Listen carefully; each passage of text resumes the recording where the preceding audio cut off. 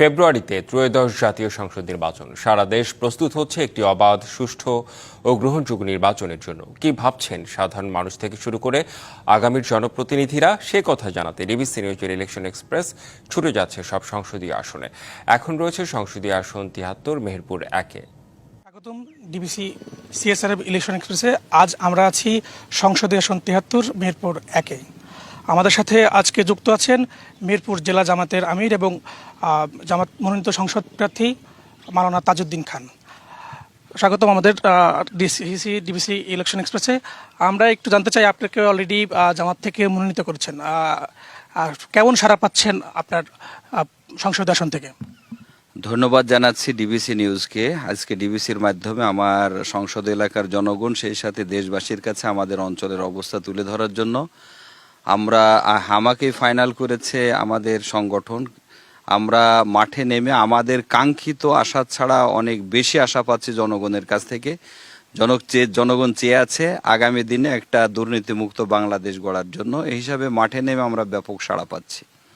আপনার তো প্রতিপক্ষরাও আছে, তাদের থেকে আসলে আপনি কোন দিক থেকে এগিয়েছেন? এবং আরেকটা বিষয় যদি জানতে চাই, এখানে আমরা জানতে পেরেছি মাদক এবং বেকারত্বের অনেক সমস্যা। আপনারা যদি ক্ষমতায় আসেন বা আপনি যদি সংসদ সদস্য মনোনীত হন, সেক্ষেত্রে আসলে আপনার পরিকল্পনা কি?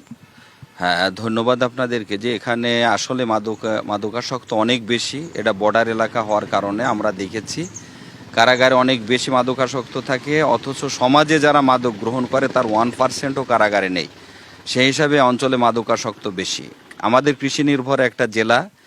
এ জেলা প্রতিটা ইঞ্চি চাষবাস হয়ে থাকে। আমাদের কৃষকের দিকটা সর্বপ্রথম আমাদেরকে নজর দিতে হবে, খেয়াল করতে হবে। আমরা চাচ্ছি এবং আমরা এই প্রস্তাবও দিয়েছি আমাদের জেলা প্রশাসক মহোদয়ের মাধ্যমে এবং কেন্দ্র এটা জানিয়েছি, কৃষি নির্ভর জেলা হিসাবে কৃষি ভিত্তিক এখানে শিল্প কারখানা এবং কৃষকদের উৎপাদিত ফসলকে সংরক্ষণ করার জন্য কোল্ড স্টোরেজের এখানে প্রয়োজন আছে যা তাছাড়া ব্যাপক প্রয়োজন।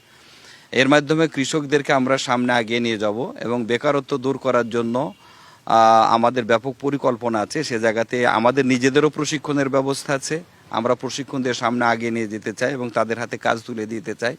সেই সাথে টিটিসির মাধ্যমে আমরা ওখানে গিয়েছি, তাদের সাথে যোগাযোগ করেছি। যুব সমাজের হাতে কাজ দিয়ে প্রশিক্ষণ দিয়ে যাতে আমরা তাদেরকে বিদেশ সহ দেশের বিভিন্ন জায়গাতে আমরা দক্ষ শ্রমিক জনশক্তি হিসাবে গড়ে তুলতে পারি, এই পরিকল্পনা আমাদের হাতে আছে। আরেকটা বিষয় যদি জানতে চাই, যে যেহেতু কৃষির কথা বলেন, আমরা দেখেছি এই জেলা পুরোটাই প্রায় কৃষি নির্ভর। কৃষকরা অনেক অভিযোগ করছে তাদের আসলে যে ন্যায্য যে দাম, সেই দামটা থেকে বঞ্চিত হচ্ছে। পাশাপাশি মাদকের যে বিষয়টা বললাম পুরো জেলায় ছড়িয়ে যাচ্ছে, সেই বিষয়টা একটু যদি বলতেন। এখানে কৃষকদের ন্যায্য দাম পাওয়ার ক্ষেত্রেও অবশ্য আমরা এটা প্রশাসনের সাথে বসেছি এবং প্রস্তাব দিয়েছি। সে জায়গাতে আমাদের অর্থকরী ফসলের ভিতরে পচনশীল সব থেকে বড় যেটা পেঁয়াজটা, আমরা প্রস্তাব রেখেছি যে সেই সময়তে এলসি যদি বন্ধ রাখা যায় এবং আমাদের চাষিরা যদি ১ থেকে ১,৫০০ টাকা মাত্র মন হিসাবে দাম পেয়ে থাকে, তাহলে কৃষকরা এখানে লাভবান হবে ব্যাপকভাবে। আর মাদকের এর থেকে ফেরাবার জন্য আমরা যুবকদেরকে আমরা নিজেরা নিয়ে তাদেরকে মোটিভেশন করছি। আমাদের পরিকল্পনা এটা, কিন্তু সকল যুবকদের তো আমাদের কাছে পাইনি এবং অতীতে আমাদের অভিজ্ঞতা আছে রাজনৈতিক কারণে কিছু মাদকাসক্ত হয়েছে, যে তারা তাদের মিছিল মিটিং ইত্যাদির মাধ্যমে মাদকাসক্ত হলে একটু ধরায় দেব, এইভাবে মাদকাসক্ত বেড়েছে সমাজে, এইভাবে ছড়িয়েছে। এবং আগামী দিনে সবার পরিকল্পনা নিয়ে একটা মাদক মুক্ত বাংলাদেশ এই মেহেরপুর আমরা গড়ব ইনশাল্লাহ। সেক্ষেত্রে যদি বলি যে বেকার যুবক যারা রয়েছেন, সেটা কি এটার একটা কারণ আপনার কি মনে করছেন? না, বেকারত্বটা মূল কারণ নয়। আমরা দেখেছি কি যে ইঞ্জিনিয়ারও নেশাগ্রস্ত হয়ে যে বড় চাকরি করত, ফ্ল্যাট ছিল, গাড়ি ছিল, ডাক্তার, এরকম জজ যারা আছে, এরকম মানুষও মাদকাসক্ত হয়েছে। তাহলে এখানে বেকারত্বের সাথে সম্পর্ক নয়, বরং যারা হচ্ছে তারা বড় বাড়ির ছেলেরাই হচ্ছে কি যে এখানে মাদকাসক্তটা বেশি হচ্ছে সঙ্গদোষে এবং ব্যাপকভাবে বর্ডার এলাকায় ব্যাপকভাবে পাওয়ার কারণেই এটা হচ্ছে বেশি আমাদের।